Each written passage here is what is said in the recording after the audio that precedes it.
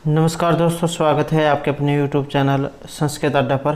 दोस्तों, आज की जो वीडियो इसमें हम करेंगे संस्कृत प्रैक्टिस सेट में संस्कृत की परीक्षाओं के लिए महत्वपूर्ण क्वेश्चन जो आपके आगे आने वाले एग्ज़ाम के लिए महत्वपूर्ण रहेंगे, चाहे आप इसमें किसी भी संस्कृत के एग्ज़ाम की तैयारी कर रहे हैं।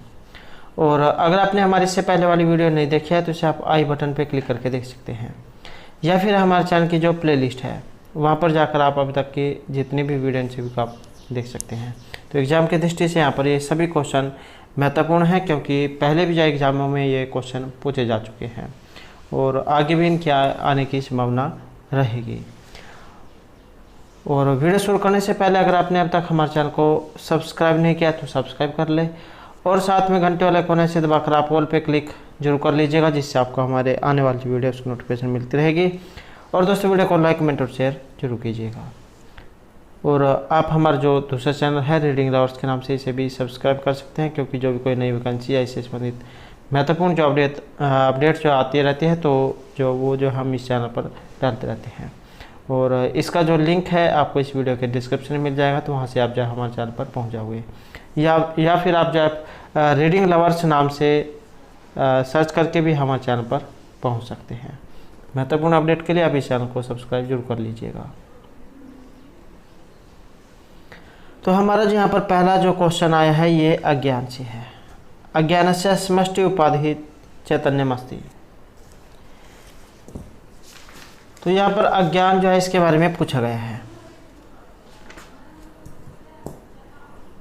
अर्थात अज्ञान की समष्टि रूप से उपहित चैतन्य ईश्वर है। तो इसमें तो जो यहाँ पर सी आंसर है ऑप्शन ए रहेगा, ईश्वर। अब ये जो अज्ञान जो है, अज्ञान के हो जाते हैं दो भेद। आपने समष्टि और व्यष्टि पढ़ा होगा। समष्टि क्या होता है? यह अज्ञान समष्टि के अभिप्राय से एक है और व्यष्टि के अभिप्राय से अनेक। जैसे समष्टि का मतलब हो गया समूह, तो समूह के अभिप्राय से यह वन है। इस प्रकार एकता का कथन किया गया है। या फिर इस प्रकार से समझ सकते हैं, समष्टि हो गए जैसे लकड़ियों का ये गट्ठड़ हो गया। अगर कोई लकड़ियाँ बिखरी हुई है उन्हें हम एक साथ बांध दे, उनका ये गट्ठड़ बना ले, तो वो हो गया समष्टि। और व्यष्टि है अनेकता का सूचक। जैसे आपकी लकड़ियाँ हैं उन्हें अगर हम खोल दें, बिखेर दें, तो वो व्यष्टि हो गई। तो व्यष्टि से अभिप्राय वृक्ष और समष्टि से अभिप्राय वन से है। तो इसी प्रकार एक जीव में स्थित अज्ञान का कथन उसके व्यष्टि रूप को प्रकट करता है। तो यही जो यहाँ पर ये अज्ञान के दो प्रकार बताए गए हैं, समष्टि और व्यष्टि।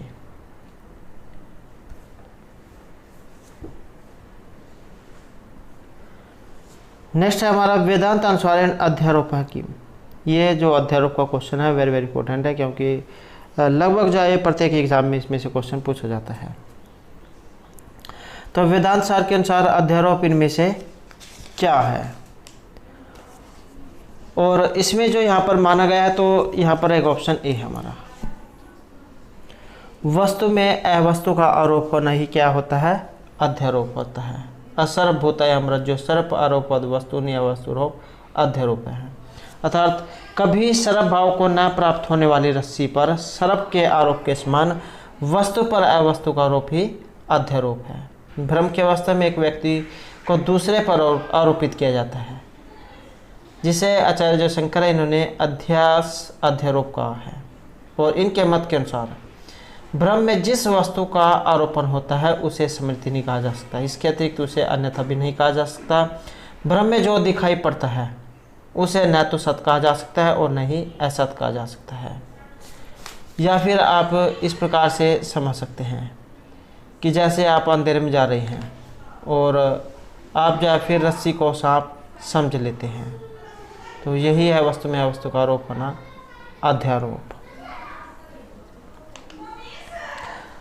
और वस्तु और अवस्तु क्या है? आचार्य जो सच्चिदानंद, अनंत और अद्वैत ये ब्रह्म वस्तु है तथा अज्ञान आदि से लेकर संपूर्ण प्रपंच अवस्तु है। वस्तु के बारे में कहा गया कि सच्चिदानंद अनंत अद्वयम् ब्रह्म अज्ञान आदि सकल जड़ समूह अवस्तु हो, कि वेदांत दर्शन के अनुसार ब्रह्म ही एकमात्र वस्तु है तथा से संपूर्ण चराचर प्रपंच को अवस्तु बताया गया है। जिस प्रकार वस्तु में अवस्तु का आरोप होना अर्थात रस्सी में सांप का आरोप होना, इसी प्रकार वस्तु अर्थात ब्रह्म में जगत का आरोप ही अध्यारोप है। तो सीधे शब्दों में आप इसे समझ सकते हैं, जिस प्रकार कोई रस्सी अंधेरे में पड़ी हुई है और आप उसे सांप जैसा समझ लेते हैं, तो यही है वस्तु में वस्तु का आरोप होना अध्यारोप। नेक्स्ट है वेदांत अनुसारेण अज्ञानम अस्ति। ये जो वेदांत सार जो है इसके रचयिता कौन है? आचार्य जो सदानंद है उनके द्वारा रचित आपका वेदांत सार। और वेदांत सार के अनुसार अज्ञान क्या है? तो इनके अनुसार जो यहाँ पर अज्ञान माना गया है, तो इसमें रहेगा ऑप्शन डी हमारा सद असदभ्याम निर्वचनीयम। आपने इसमें एक लक्षण इनके पढ़े होंगे, अज्ञानम तो सद असदभ्याम निर्वचनम त्रिगुणात्मकम ज्ञान विरोधी भाव रूपम यद किंचित इति विदंती हमग इति अध्ययन भुवात्। तो सद असद निर्वचनम जो यहाँ पर रहेगा कि अज्ञान जो है ये अज्ञान तो सत और असत दोनों से विलक्षण होने से अनिर्वचनीय त्रिगुणात्मक ज्ञान का विरोधी तथा भाव रूप से यत किंचित ऐसा कहा गया है, जिसके लक्षण हमने जो ये पढ़ा है।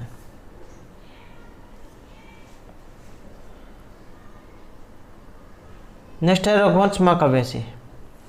तो ये जो रघुवंश महाकाव्य है ये किस किस स्तुति से प्रारंभ होता है? और वेरी वेरी इंपॉर्टेंट क्वेश्चन है, क्योंकि प्रीवियस जो DT+P का जो एग्ज़ाम था उसमें भी क्वेश्चन ये पूछा गया था। तो रघुवंश महाकाव्य की स्तुति ये प्रारंभ होती है,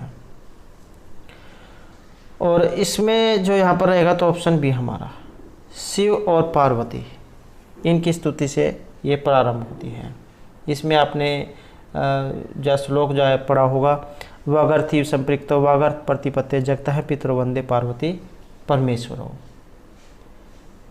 कि अर्थात वाणी और अर्थ के समान मिले हुए जगत के माता पिता शिव पार्वती की वाणी और अर्थ की प्राप्ति के लिए मैं वंदना करता हूँ।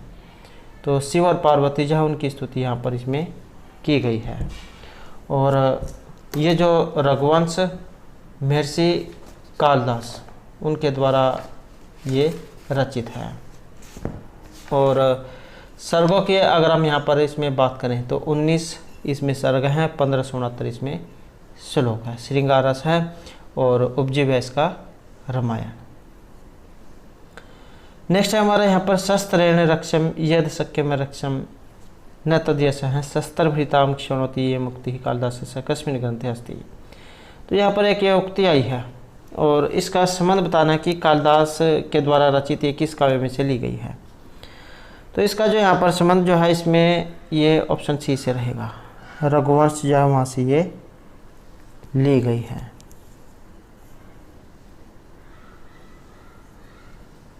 अर्थात इसमें क्या कहा गया है, रक्षा करने योग्य वस्तु शस्त्र से नहीं बचाई जा सकती, वह नष्ट होती हुई भी शस्त्रधारियों की कृति को दूषित नहीं कर सकती।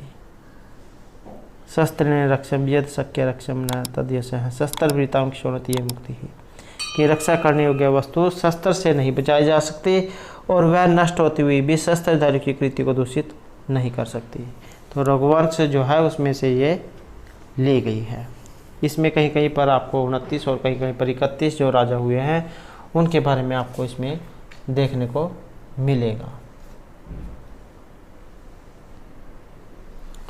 और सूर्यवंशी राजाओं का इसमें वर्णन है कि एग्जाम में पूछा गया था कि रघुवंश में किस वंश के राजाओं का वर्णन है, तो सूर्यवंशी राजाओं का इसमें वर्णन हुआ है।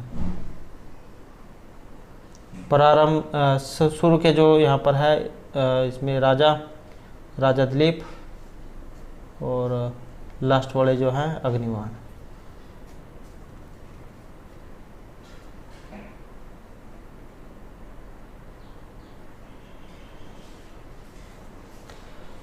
नेक्स्ट है हमारे यहाँ पर कव सूर्य प्रभवंश कव चल्पिष्यमति इत्यत्र अल्प विषामति इति कस्य कृते प्रयुक्तम। तो इसमें किसके बारे में कहा गया है और किन के द्वारा ये कहा गया है।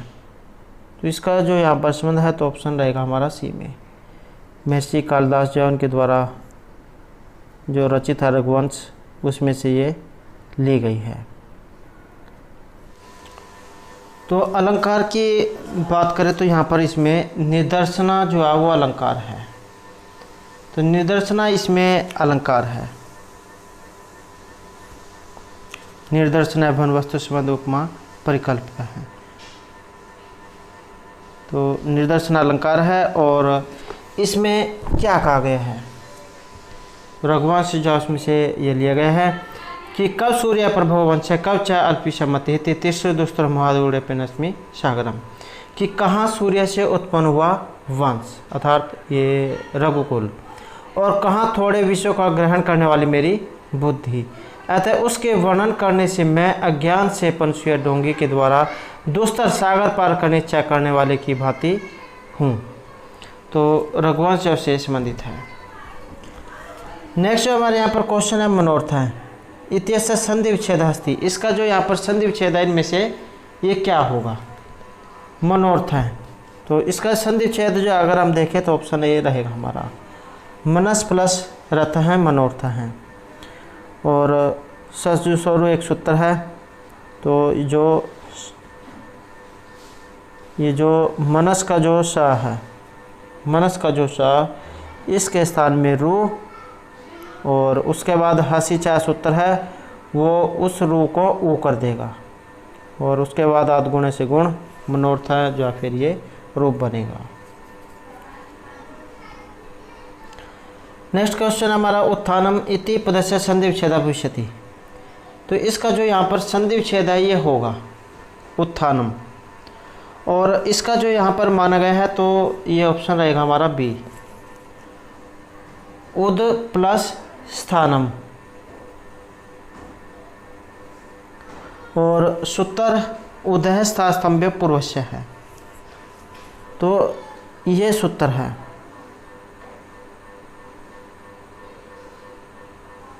और तस्मात् आदि उत्तरस्य आदि प्रस्य है झरो झरी स्वर्ण खरीचय।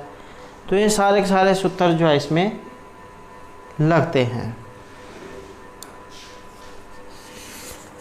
तो ये जो आपने इसके साथ याद रखना है।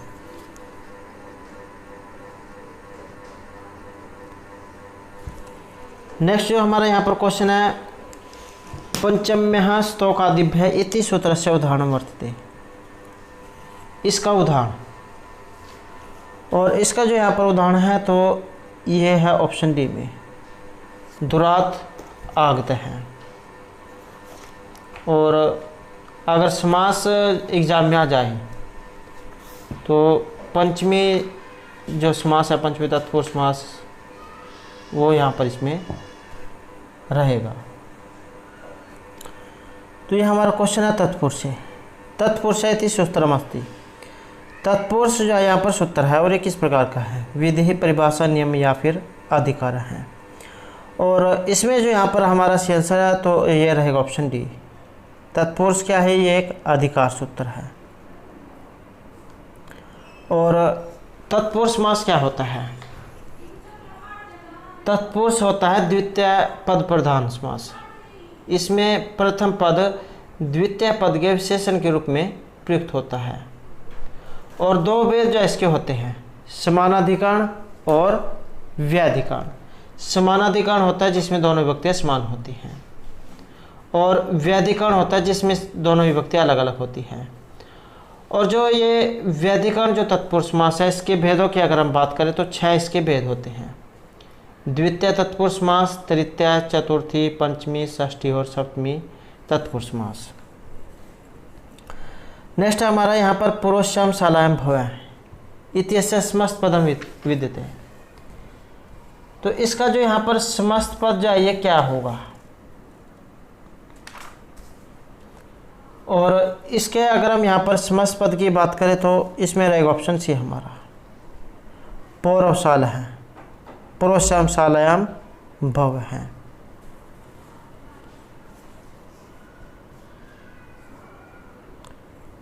और वेरी वेरी इंपॉर्टेंट चाहिए उदाहरण है।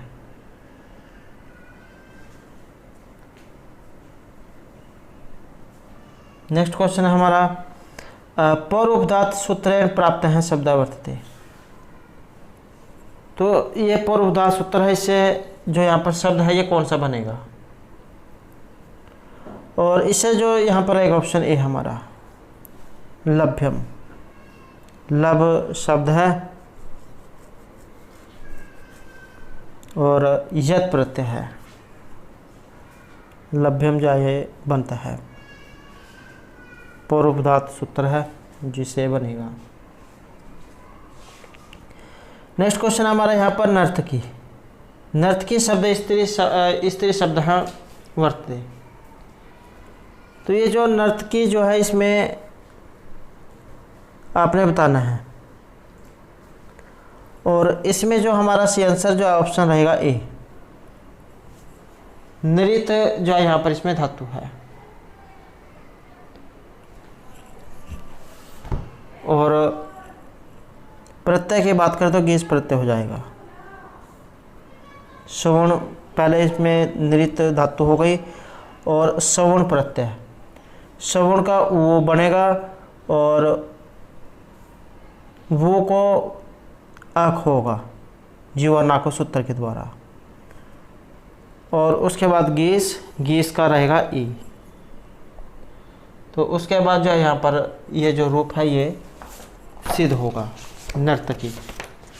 और इसी से मिलते जुलते और भी कई जो है सूत्र हैं। एक जो आपका सिद्ध गौरादिभ्यस है जो आपका ये नर्तकी में लगता है और गौरी में लगता है, गीस इससे होता है। और एक है कुमारी, वैश्यपर्थ में सूत्र है जो इसमें लगता है, ये गीस प्रत्यय करता है। और एक है द्विगो, ये भी गीस करेगा, ये लगेगा आपका त्रिलोकी में। और एक है गोपी, पुण्योगाद आख्याम सूत्र है जिससे गीस होगा और ई बचेगा, गोपी फिर ये बनेगा। और इसके साथ साथ एक हो रहा है नारी।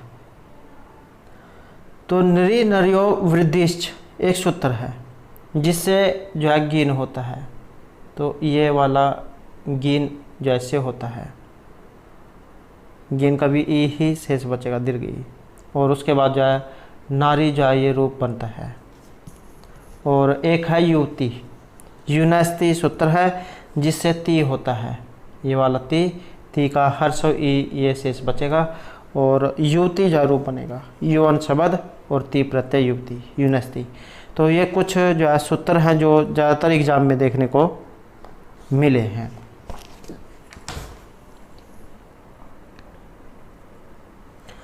नेक्स्ट हमारे यहाँ पर आचार्य से पत्नी कथ्यते। आचार्य जो होता है जैसे अध्यापक होता है, तो टीचर, सर, मैडम। तो आचार्य से पत्नी कथ्यते, और आचार्य जो है उसकी पत्नी। और यहाँ पर एक ऑप्शन डी, आचार्य की होती है आचार्याणी। एक सूत्र है इंद्र वरुण भव सर्वरुद्र मृड और आचार्य। तो इन शब्दों में गीस लगने से पूर्व आनुक का आगम होता है, आनुकान शेष बचता है। तो उसके बाद आपके जितने भी इंद्राणी, भवानी, वरुणानी, सर्वाणी, मृडानी, आचार्याणी, ये सभी रूप बनते हैं। तो सूत्र है इंद्र वरुण भव सव सर्वरुद्र, ये सूत्र है। नेक्स्ट है हमारा यहाँ पर गणपतम, इत्यत्र का प्रत्यय है। एक आपने सुना होगा आशोपतम, और उसी का है ये गणपतम। अश्वपति, शतपति, धनपति, गणपति, राष्ट्रपति, कुलपति, गृहपति, पशुपति, धान्यपति, तो सभी एक ही रूप है। अश्वपत्यादिभ्य अण एक सूत्र है जो इनमें लगता है। उसके बाद जो है ये आपका गणपतम जो रूप है ये बनता है।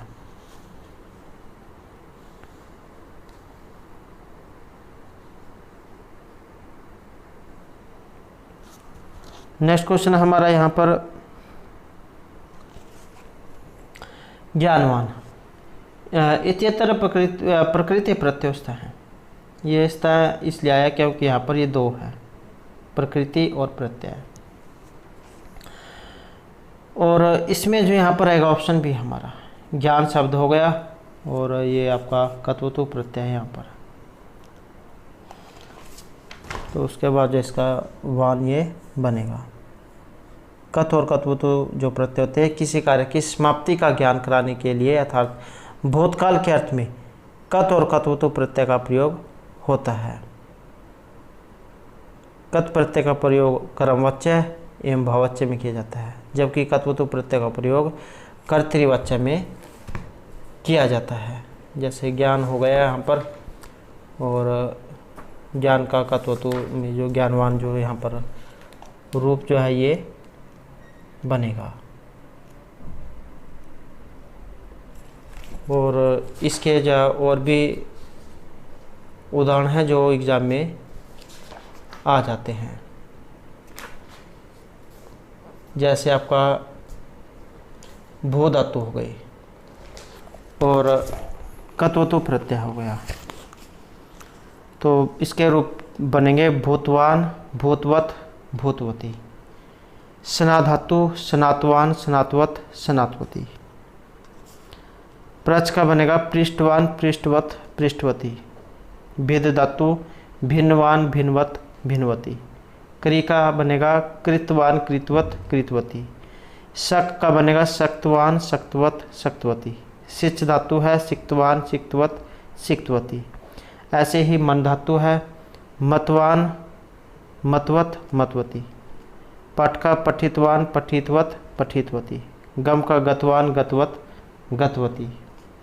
तेज का बनेगा त्यक्तवान, त्यक्तवत, त्यक्तवती। ग्रह धातु है ग्रहण करने वाली, ग्रहितवान, ग्रहितवत, ग्रहितवती।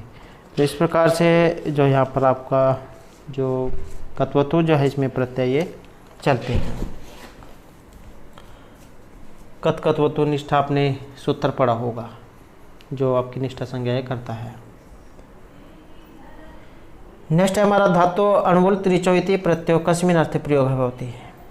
तो ये जो अणुवल त्रिच प्रत्यय जो है ये किस अर्थ में प्रयोग किए जाते हैं। और यहाँ पर जो इसमें हमारा सी आंसर है ऑप्शन आएगा ए। कर्तरी अर्थ जो इसमें इनका प्रयोग होता है। जैसे कणी वेरी वेरी इंपॉर्टेंट इसके उदाहरण है, जैसे क्री धातु हो गई है। अणुवल प्रत्यय है, अणुवल जो है इसका वो शेष बचता है और उसको वो को आप हो जाता है और वृद्धि वगैरह होकर दीर्घ होकर तो कार का रूप बनता है। ऐसे ही करता है। क्री धातु हो गई और त्रिच प्रत्यय, त्रिच का जो है ये त्रि शेष बचेगा और उसके बाद अन्य कार्य होकर कर्ता रूप बनता है। तो ये अणुवल और त्रिच जो है दोनों ही महत्वपूर्ण है।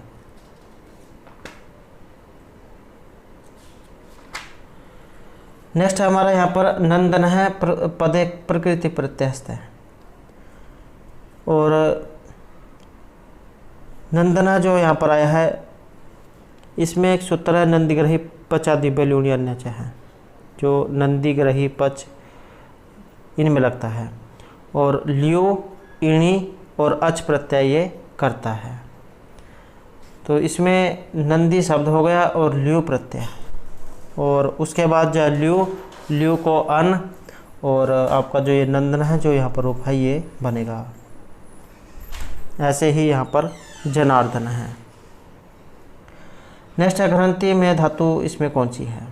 घ्रंथु जो है इसमें रहेगा ऑप्शन ए हमारा। हानि से गत्य धातु है और हन जो है उसको फिर ये घ होकर घनंती जा रूपीय बनता है। रूप इसके कैसे चलते हैं, जैसे हंती हता घनंती, हंसी हता हत, हनमी हनवे हनमे है। तो आपका बहुवचन जो है प्रथमा बहुवचन, उसमें रूप ये घनंती बनता है, हन धातु है। नेक्स्ट हमारे यहाँ पर भुआमी इत्यत्र दीर्घ विधायक सूत्रम अस्ति। भुआमी जो यहाँ पर है इसमें दीर्घ करने वाला सूत्र कौन सा है? भू धातु हो गई और अतो दीर्घो यही सूत्र है जो आपका दीर्घ करेगा, ये भू धातु हो गई। उसके बाद जो है भौमी रूप ये बनता है। नेक्स्ट हमारा नम धातु लोट लकार मध्यम पुरुष एक वचन का रूप। और एग्जाम में अगर ये कारक प्रकार जो है उसमें से पूछ लिया जाए कि नम धातु जो है इसके योग में किस विभक्ति का प्रयोग किया जाता है, तो नमे स्वस्ति स्वा सौदा आलम और वसठ जो सूत्र है इसके योग में चतुर्थी जो आपकी विभक्ति है उसका प्रयोग किया जाता है। और अगर कारक प्रकार में से पूछ लिया जाए, और यहाँ पर जो है इसमें लोट लकार मध्यम पुरुष जो एक वचन है उसका रूप ये पूछा गया है। और नम तो इसमें यहाँ पर धातु हो गई, तो ऑप्शन बी जो है ये रहेगा नम। और रूप जो है इसके कैसे बनते हैं, जैसे नम तो नमताम नमंतु, नम नमतम नमत, नमानी नमाओ नमाम। और इसके जो है एक जैसे यहाँ पर ये नम जो आया है मध्य में एक वचन, इसका एक विकल्प में भी बनता है, तो वो बनेगा नमतात। ये ज़्यादातर एग्जाम में इस प्रकार से पूछा जाता है, नमतात। और यह आपका जैसे मध्य में एक वचन का है और प्रथम एक वचन में भी बनता है, तो उसमें भी यही बनता है नमतात और नमतु। तो ये नमतात अगर एग्जाम जाए तो प्रथम के एक वचन में भी बनेगा और ये मध्यम के एक वचन में भी बनेगा। नेक्स्ट हमारा रम्या कोकिला दृश्यते, इस वाक्य का जो कर्तृवाच्य है इसमें रूप किस प्रकार से बनेगा? तो कर्तृवाच्य में बनाना है जैसे यहाँ पर ये क्रम में दे दिया गया है। अगर आपको इस प्रकार से नहीं बनाना आता है तो आप जो यहाँ पर आंसर जो दिए गए हैं इस पर नज़र मार सकते हैं। यहाँ से आप रूप परिवर्तन करके देख सकते हैं कि जैसे यहाँ पर ये कर्ता में दे दिए गए हैं, तो यहाँ से आप इसके मैच करके देख सकते हैं। अगर यह इसका उल्टा आपको करना नहीं आता है तो यहाँ से आप देख सकते हैं कि कौन से का कौन से किस प्रकार से यहाँ पर इसमें बन रहा है। तो इसमें जो यहाँ पर बन रहा है तो ये ऑप्शन सी वाला रमा जो है इसमें तृतीय में हो गया। तो और यहाँ पर ये फिर जो है प्रथमा में हो गया और क्रम में, और फिर ये क्रिया। तो इस वाक्य का जो कर्तृवाच्य है रमा कोकिलम पश्यते बनेगा। कर्तृवाच्य से अगर हम क्रम बनाते हैं तो कर्ता जो होता है उसमें तृतीय विभक्ति हो जाती है, और ये जो क्रम है इसमें प्रथम विभक्ति, और फिर क्रिया जो है वो इन्हीं के अनुसार चलती है, और आत्मनिपद जो उसमें फिर रूप बनते हैं। तो रमा कोकिलम पश्यते का जाए रम या कोकिला दृश्यते रूप बनेगा। तो अगर आपको इसको उल्टा नहीं करना आता है तो यहाँ से आप जाए इनको मिला के देख सकते हैं कि कौन से का सही बनेगा। नेक्स्ट हमारे यहाँ पर शुद्ध वाक्य मास्ती, यहाँ पर एक सही है और कौन सा है? तो सही जो है यहाँ पर इसमें रहेगा ऑप्शन डी हमारा मुनित्रयम नमस्कृत है, तीनों मुनि को नमस्कार करके।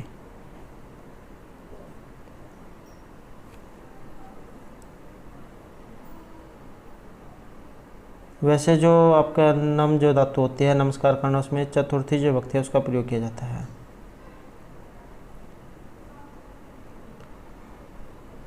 नेक्स्ट हमारे यहाँ पर भानु शब्द है, उसका प्रथमा विभक्ति बहुवचन का रूप बनाना है। ये भानु जो है ये आपका है उकारांत, उकारांत शब्द रूप है पुल्लिंग में, और ये प्रथमा विभक्ति बहुवचन का रूप बनाना है। तो भानुमय जो है इसमें ये रूप बनेगा, तो ऑप्शन सी हमारे यहाँ पर रहेगा। और रूप इसके कैसे चलता है, जैसे भानु ये वाला जो है यहाँ पर इसके पीछे विसर्ग हो जाएंगे, एक वचन का है। भानु भानु भानु है, भानुम भानु भानुन, भानुना भानुभ्याम भानुभिः, भान्वे भानुभ्याम भानुभ्य, भानोः भानुभ्याम भानुभ्य, भानोः भानवो भानुनाम, भानव भानवो भानुषु। तो हे भानो, हे भानु, हे भानु है। तो इस प्रकार से जो यहाँ पर इसके रूप ये चलते हैं। नेक्स्ट हमारे यहाँ पर लता शब्द रूप। लता हो गया, ये आपका अकारांत में है। लता हो गया, रमा हो गया, तो ये सभी जो है एक प्रकार से बनते हैं। और लता का पूछा गया यहाँ पर, लते ये कितनी बार आया है?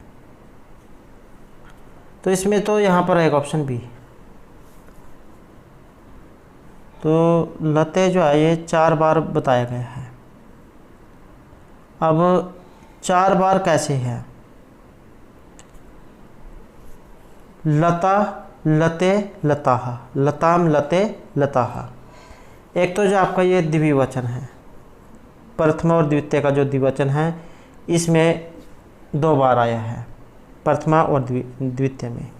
और उसके बाद आपका जो ये संबोधन है, प्रथमा और द्वितीय वाला, तो इसमें भी लते आया है, तो 2 ये हो गए। तो इस प्रकार से यहाँ पर 4 बार इसमें आया है।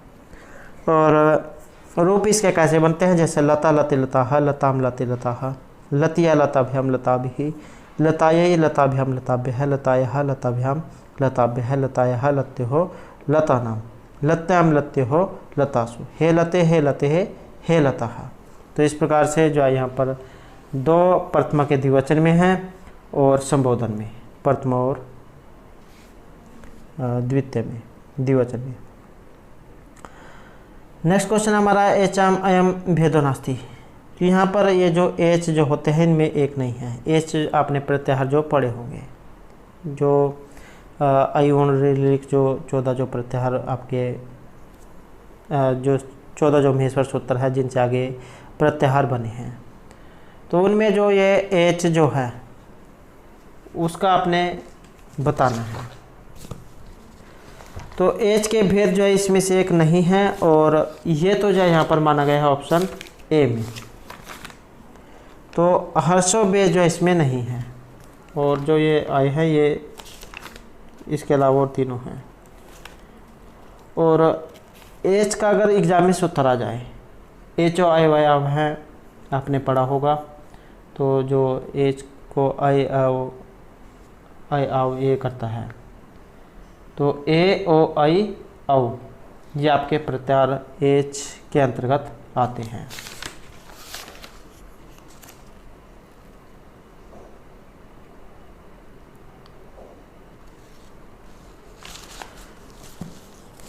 नेक्स्ट जो हमारा यहाँ पर रहेगा कटे आस्ते। तो ये जो कटे आस्ते जो है इसमें कटे पद किस प्रकार का आधार है? कारक प्रकार जो इसमें से लिया गया है, और सप्तमी जो विभक्ति है उसमें आते हैं। आधार जो इसके 3 प्रकार होते हैं आधार के, औपश्लेषिक, वैशेषिक और अभिव्यापक। तो ये कटे आस्ते बताना है कि ये कौन से का है, और ये कटे आस्ते जो है ये है आपके औपश्लेषिक आधार का, जिसके साथ आधे का भौतिक संश्लेष हो, तो वो होता है कटे आस्ते। वैशेषिक होता है जिसके साथ आधे का व्यापक संश्लेष होता है, जैसे मोक्षेच्छास्ति। और अभिव्यापक जिसके साथ आधे का व्यापक संबंध हो, जैसे तिलेषु तैलम। ये तो 3 ये इसके आधार हैं, वेरी इंपॉर्टेंट है।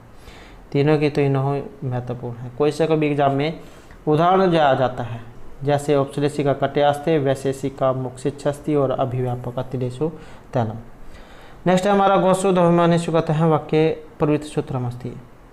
तो इसमें यहाँ पर सूत्र जो है ये पूछा गया है कि इसमें जो सूत्र है कौन सा लगेगा,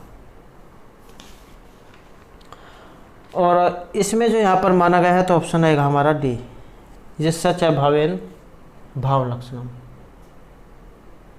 ये सूत्र यहाँ पर इसमें लगा है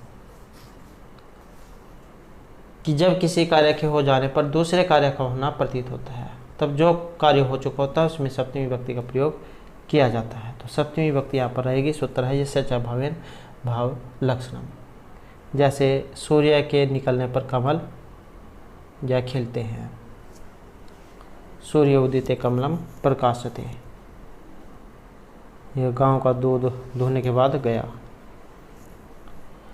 नेक्स्ट हमारा शून्यवाद है निबद्ध वर्तते। शून्यवाद का संबंध बताना है, और शून्यवाद जो है इसका अगर हम यहाँ पर संबंध देखें तो ऑप्शन रहेगा हमारा डी ए, बौद्ध दर्शन। बौद्ध दर्शन जो इसके 4 संप्रदाय के बारे में बताया गया है, वैभाषिक, सौत्रांतिक, विज्ञानवादी और शून्यवादी। और बौद्ध दर्शन के बारे में आपको पता ही है, महात्मा बुद्ध जब उन्होंने चलाया था बौद्ध दर्शन। और अगर इसके जो काव्य के बारे में आ जाए तो ये जो अशोक घोष है उन्होंने जो बुद्ध चरित्र जो लिखा था, सुंदरानंद सारिपुत्र वकर्ण और बुद्ध चरित्र, तो ये जो महात्मा बुद्ध जो है इनके जीवन चरित्र जो इनके ऊपर है ये बुद्ध चरितम, जिसमें 28 सर्ग है और शांत रस का इसमें प्रयोग हुआ है। नेक्स्ट हमारा बौद्ध मत है सतः लक्षणम किम। ये जो बौद्ध है इसके मत के अनुसार यहाँ पर सत्य का जो लक्षण है यहाँ पर इनमें से क्या है, और इनके अनुसार जो यहाँ पर लक्षण है तो ऑप्शन ए रहेगा अर्थ क्रियाकारित्व। तो असत सत जायते, असत से सत की उत्पत्ति होती है।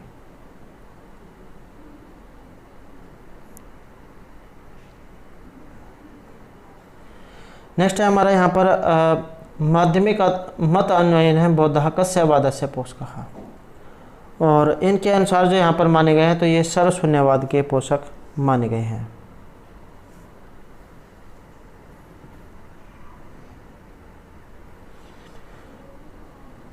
नेक्स्ट है अर्थ संग्रह से लेखक का अस्थि। ये जो अर्थ संग्रह जो आया है इसके लेखक इनमें से कौन है, और अर्थ संग्रह जो इसके लेखक अगर देखें तो ऑप्शन सी हमारे यहाँ पर रहेगा, लोगाक्षी भास्कर जो है इसके रचिता हैं। और जैमिनी इनकी है जैमिनी मीमांसा। सबर स्वामी का है सबर भाष्य। कुमारिल भट्ट जो है इनका है श्लोक वार्तिक। धनपाल इनके अलावा और के भी देख लेते हैं क्योंकि और के बारे में भी थोड़ा सा जा सकता है। तो धनपाल जो है इनकी तिलक मंजरी है। सोडल का है उद्यान सुंदरी कथा। और वादिम सिंह इनका है गद चिंतामणि। वामन भट्टवाण इनका है वेग भोपाल चरित। पंडित क्षमाराव इनकी है कथा मुक्तावली। श्री विश्वेश्वर पांडे इनकी है मंदार मंजरी।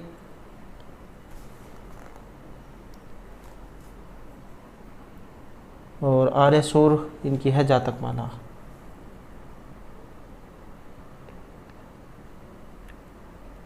हाल जो कवि हुए हैं इनकी है गाथा सप्तशती। गोवर्धनाचार्य इनकी है आर्य सप्तशती। ये दो सेम से है। हाल की है गाथा सप्तशती और गोवर्धनाचार्य की है आर्य सप्तशती। और पुष्पदंत इनकी है शिव महिमा स्तोत्रम। रावण इनकी है शिव तांडव। ये सारे स्तोत्र काव्य हैं। बाण की है चंडी शतकम। मयूर भट्ट की है सूर्य शतकम। शंकराचार्य की है भज गोविंदम सौंदर्य लहरी। ये सभी स्तोत्र काव्य हैं।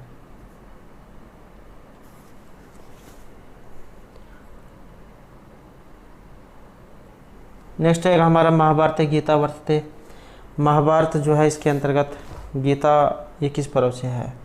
महाभारत भी जो ये 18 पर्व है और 18 पर्वों के अंतर्गत जो गीता आती है ये किस पर्व से संबंधित है। तो इनका जो यहाँ पर संबंध है ये ऑप्शन रहेगा हमारा बी। भीष्म जो पर्व है उससे ये संबंधित है। और ये जो गीता जो है इसकी भी अगर हम देखें तो श्रीमद् भागवत गीता ये 18 अध्यायों में है। तो इसमें भी 18 अध्याय हैं। और प्रथम जो अध्याय इसका नाम अर्जुन विषाद योग, द्वितीय का नाम सांख्य योग, तृतीय कर्म योग, चतुर्थ ज्ञान कर्म संन्यास योग, पंचम है कर्म संन्यास योग, षष्ठ रहेगा आत्म संयम योग, सप्तम ज्ञान विज्ञान योग, अष्टम है अक्षर ब्रह्म योग, नवम रहेगा राजविद्या राजगुह्य योग, दसम है विभूति योग, एकादश विश्वरूप दर्शन, द्वादश भक्ति योग, त्रयोदश क्षेत्र विभाग योग, चतुर्दश रहेगा गुणत्रय विभाग योग, और पंचदश रहेगा पुरुषोत्तम योग, षोडश है देवासुर संपत्ति विभाग योग, सप्तदश रहेगा श्रद्धा त्रय विभाग योग, और जो आपका अष्टादश जो है इसका नाम मोक्ष संन्यास योग है। तो इस प्रकार से यहाँ पर 18 अध्याय है। नेक्स्ट है हमारा महाभारत जो है, इसमें नायक कौन है, और इसके अगर हम यहाँ पर अध्याय को देखें तो इसमें इसके नायक तो जो है यहाँ पर इसके ऑप्शन है हमारा डी, ये युधिष्ठिर इसके नायक हैं, और वीरस इसमें रहेगा, और 1 लाख वाला महाकाव्य से कहा गया है। वीरस भी आपको देखने को मिल सकता है और शांत रस भी, दोनों रस है इसमें, और सबसे बड़ा महाकाव्य है, 1 लाख श्लोक है इसमें। जो शुरू में जो ये जय नाम से था तो इसमें 8800 श्लोक थे। उसके बाद फिर ये भारत बना जिसमें 24,000 श्लोक हो गए। उसके बाद फिर ये महाभारत बना जिसमें 1 लाख श्लोक हो गए, और महर्षि कृष्ण देवपन वेद व्यास के द्वारा रचित आपका महाभारत 5वां वेद भी से कहा गया है।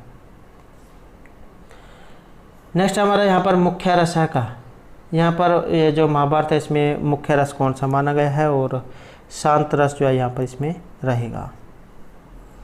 नेक्स्ट है सागरिका, ये नायिका है और ये इसका संबंध बताना है। तो सागरिका जो है ये ऑप्शन सी में रहेगा, रत्नावली नाटिका में। सागरिका जो है ये रत्नावली नाटिका की नायिका है।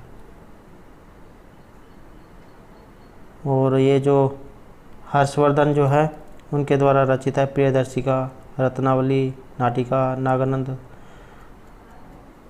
और ये जो रत्नावली जो है ये नाटिका है, और जो नाटिका होती है उसमें अंक होते हैं 4। इसमें राजा उद्यन और सिंगलदेव की राजकुमारी रत्नावली अर्थात सागरिका, इनके प्रेम के बारे में वर्णन है। तो दोस्तों थे हमारा यहाँ पर संस्कृत की परीक्षाओं के लिए कुछ महत्वपूर्ण क्वेश्चन जो आपके आगे आने वाले एग्जाम के लिए महत्वपूर्ण रहेंगे। और दोस्तों अगर आपने अब तक हमारे चैनल को सब्सक्राइब नहीं किया तो सब्सक्राइब कर ले, और हमारे साथ अंत बनाने के लिए धन्यवाद।